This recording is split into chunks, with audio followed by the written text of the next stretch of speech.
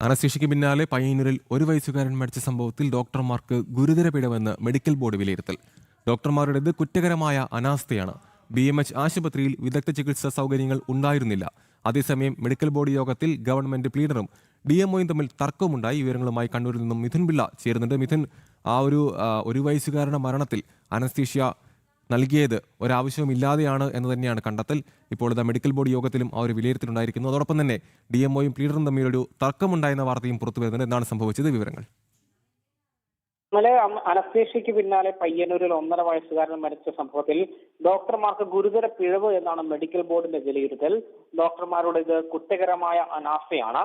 രാവിലെ 10:15 ചികിത്സ തേടിയെത്തിയ കുട്ടിക്ക് അനസ്തേഷ്യ നൽകിയത് വൈകിട്ടാണ്. അപ്പോഴേക്കും മുറിവ് ഉണങ്ങി തുടങ്ങിയിരുന്നു. പയ്യന്നൂർ ബേബി മെമ്മോറിയൽ ആശുപത്രിയിൽ വിദഗ്ധ ചികിത്സാ സൗകര്യങ്ങൾ ഉണ്ടായിരുന്നില്ല.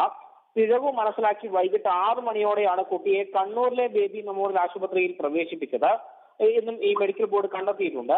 ഇതിനിടെ കണ്ണൂർ DMO ഓഫീസിൽ വെച്ച് നടന്ന മെഡിക്കൽ ബോർഡ് യോഗത്തിൽ ഗവൺമെന്റ് പ്ലീഡറും DMOയും തമ്മിൽ ചെറിയ തർക്കവും ഉണ്ടായി.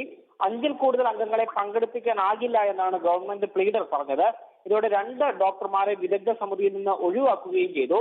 ക്രിമിനൽ അനാസ്ഥയിൽ അന്വേഷണം നടത്തി റിപ്പോർട്ട് സമർപ്പിക്കാൻ ഈ മെഡിക്കൽ ബോർഡ് പോലീസിന് ശുപാർശ നൽകിയിട്ടുമുണ്ട്. അമൽ, യെസ്, വ്യക്തമാണ്. കണ്ണൂരിൽ നിന്നും മിഥുൻ പിള്ളയാണ് വിവരങ്ങൾ പങ്കുവച്ചത്.